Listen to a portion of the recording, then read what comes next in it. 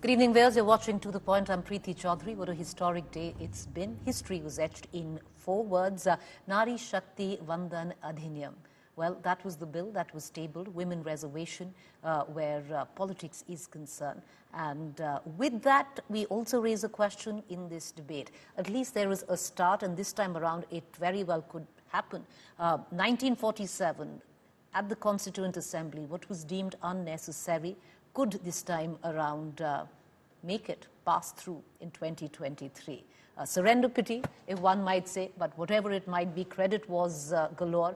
But when it comes down to women empowerment, it couldn't be better news. But the question that we are asking, going ahead from here, is it etching history in the real term, or somewhere down the line setting political narrative? What is the timeline of Women Reservation if the bill clears both houses this time around? Let's cut across to our panelists. Joining me is Lalita Kumara Mangalam, former chairperson MCW, Neeraj Chaudhary, senior journalist as well with us. We begin with Lalita Kumara Mangalam. Ma'am, congratulations. History has been made. We hope it follows through. But where the timeline comes into question, what we are looking at is at least till 2029, because the clause in the bill says after delimitation. Before that, a census would need to take place, and it's only then the delimitation takes place, and only then can we even look at reservation. Political dynamics could change, but yet, well begun at least. First of all, let me say congratulations to every woman in this country who's been raising their voice for the Women's Reservation Bill, because you're right, it finally gives some hope where women will be allowed to take part in the decision-making process. Not just a few selected women, regardless of their background, but women right from the grassroots upwards, especially at the assembly level. In the local languages, not always just in parliament, but also, as I said, in the various states that they represent or will be represented.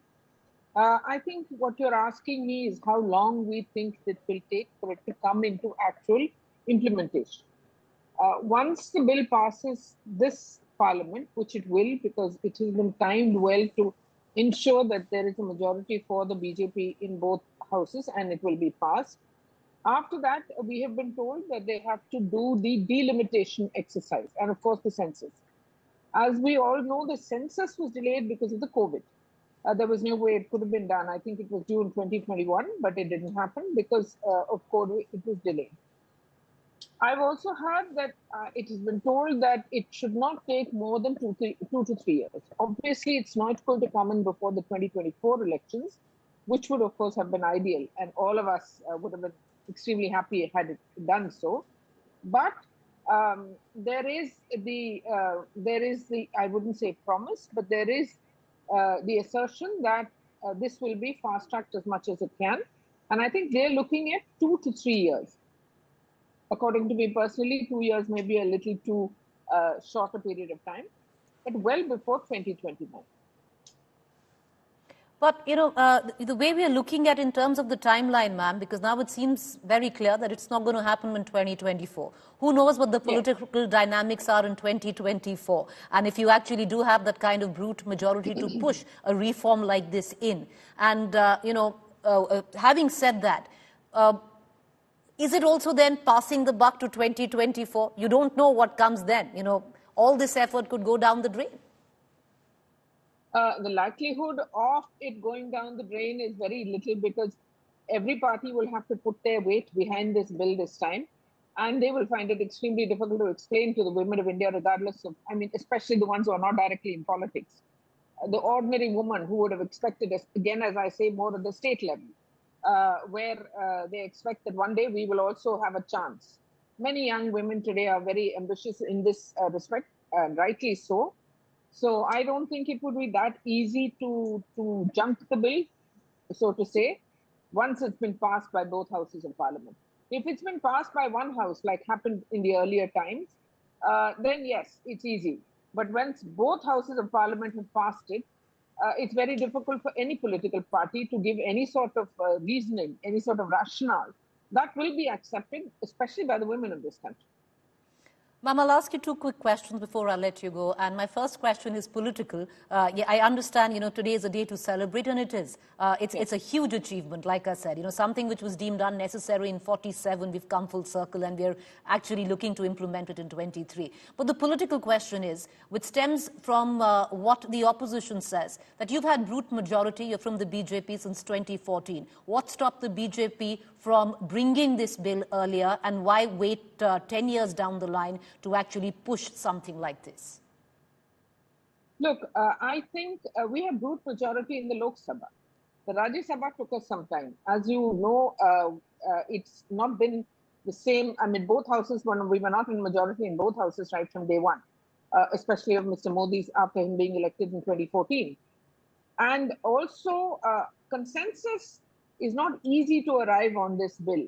It would be a lie on my part to say, especially given the fact that I've worked on women's issues from 1988, far long before I came into politics. The opposition to the women's bill has not come just from outside the BJP. There have been many people inside the BJP, and not merely always the men, but there are also women who don't think that this is the ideal way to go forward to increase women's representation in the government bodies. There has been a lot of problems that women have faced, and we've been fighting for this for well over, I remember, at least 40 years. More than that, because I've had members from my family fight for this. I have seen and I have met people like Aruna Asafali, etc., when my mother used to work for them, from that time, which is more than 50 years, easily. And there was a lot of opposition. So remember that the timing of this bill is fortuitous because Mr. Modi has been very clever about introducing it at a time when he knows he can push it through both houses of parliament. Fair enough. Ma'am, my final question to you. Keeping the politics aside, you said that, right from your own family, they've stood in line shoulder to shoulder, women especially, cutting across party lines. Would you take a moment to maybe recount that? We were talking to Margaret Alva a short while ago. She thinks it's historic. The likes and the endeavor of a Sushma Swaraj, a Geeta Mukherjee, a Margaret Alva or a Renuka Chowdhury. Geeta Mukherjee was incidentally my mother's aunt. So, I mean, it's within my family, there have been many people who have argued for this.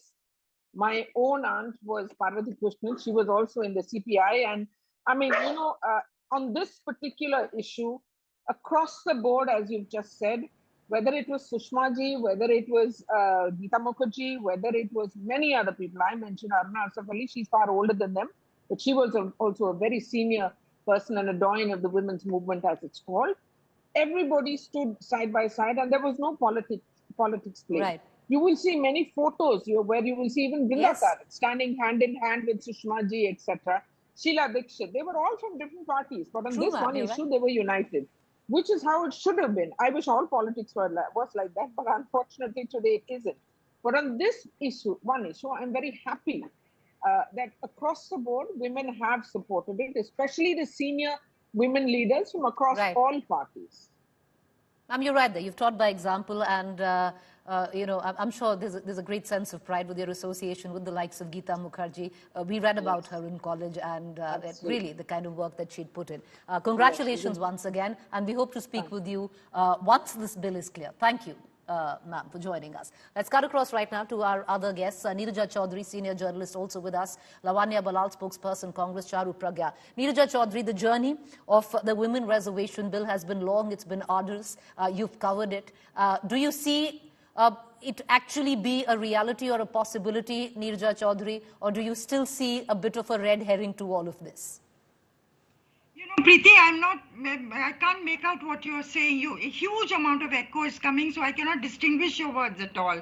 Ma'am, your studio can correct that. Okay, we are going to correct that. We're just going to correct that. Give us about 10 seconds. We are correcting that. While we correct it, I want to cut across to our other guest, Lavanya Balal. Maybe not a day to take credit, maybe the day also to celebrate. Good evening, Preeti. Actually, it started off with quite a bit of excitement yesterday. All of us were excited. I mean, it was quite exciting for women from across the board. It would have been a great day. And, it is a little disappointing because this is a government which has come with a brute majority. And passing a bill like this would have been a cakewalk. I mean, we have seen that they have bulldozed even problematic legislations in the parliament. So it wouldn't have been difficult for the central government to pass this particular bill, but to put, caveats and to say, we will be bringing this up only after the census, decadal census, which, of course, if you look at the G20 countries, we were the only country which hasn't done the census. It's a little disappointing. I wish, all our seniors have worked tirelessly for decades to make this come true. I wish this was passed without any caveats today.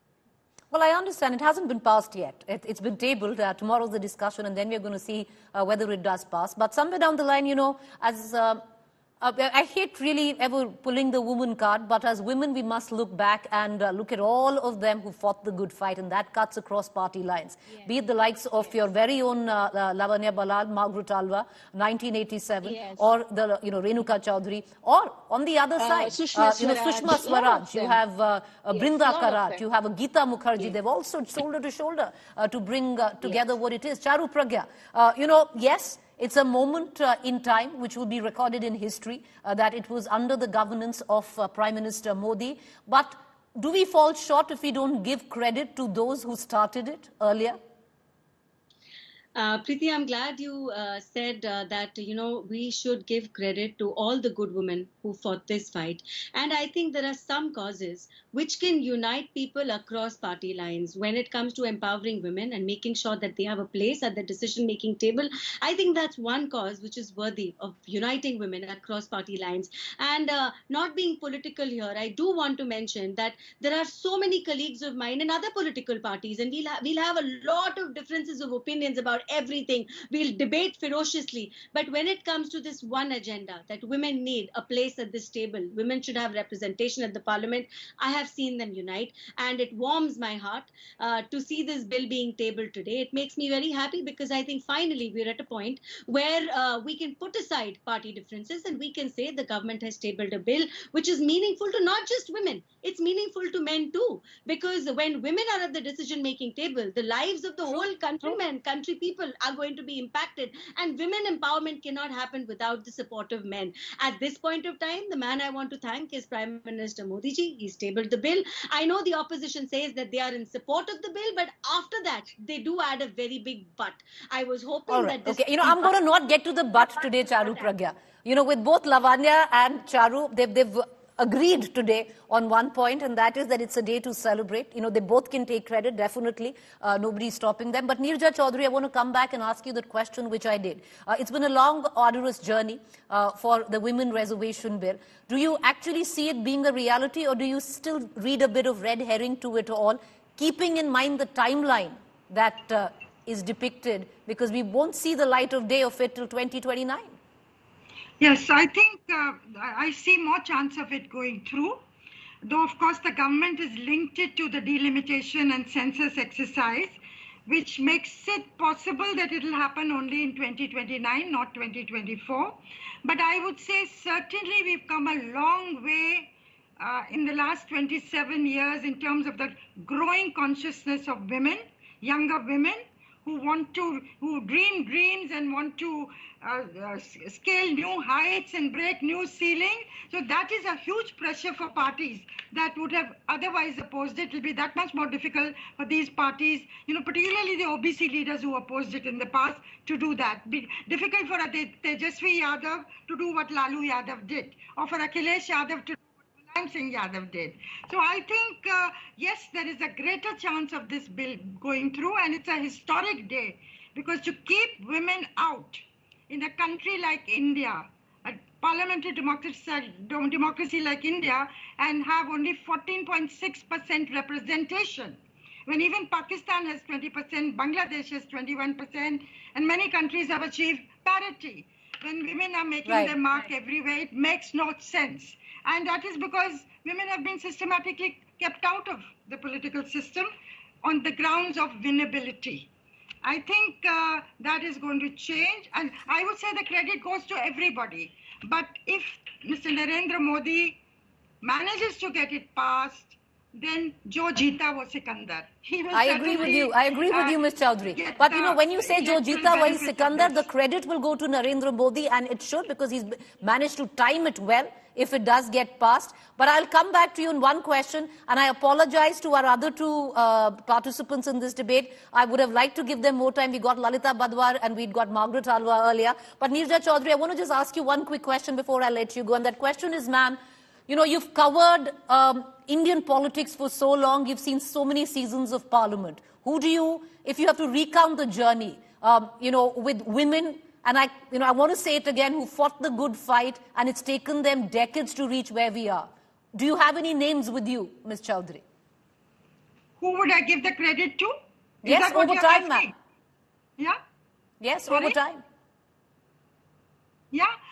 You know, as I said, this journey started with Rajiv Gandhi wanting to give 1/3 representation to women in the local bodies. That the bill could not be passed because there was huge reaction from the state governments. And Narasimha Rao managed to pass it in 1992 when the country's attention was elsewhere, actually. It was soon after the demolition of the Babri Masjid, when these bills, 74th Amendment, 75th Amendment got passed. Then Deva Gowda brings it, introduces it, and I remember standing at the entrance of Parliament and hearing senior leaders tell that workers, agar tum andar jaoge na to agli baar tumhe ticket nahi milne wala. They wanted to prevent a quorum from being completed when the bill was introduced. So there was resistance from within all parties, no matter what the public stand took. Sonia Gandhi pushed for it in 2010, passed in the Rajya Sabha, but resistance in the Lok Sabha from the OBC leaders that supported the UPA government. And now finally, Narendra Modi has taken the bull by the horn and has decided, and women are an important constituency of Narendra Modi, and women are increasingly emerging as a vote bank in the country. Well, you're right there, ma'am, bang on. You know, the irony, I need to go into a quick break, but I have to say, you know, you can read it as irony, but as Neerja Chaudhary pointed out, it began with Rajiv Gandhi, and in all probability, it will reach fruition under Narendra Modi. You know, interesting to look at it that way. And women always been the kingmaker when it comes down to Indian politics, never quite the king or the queen. This time around, things just might change. I thank all our three panelists for joining us. Appreciate it. Apologies if we didn't come down back to them. We've had a lot of guests, but we're going to keep the conversation going tomorrow as well.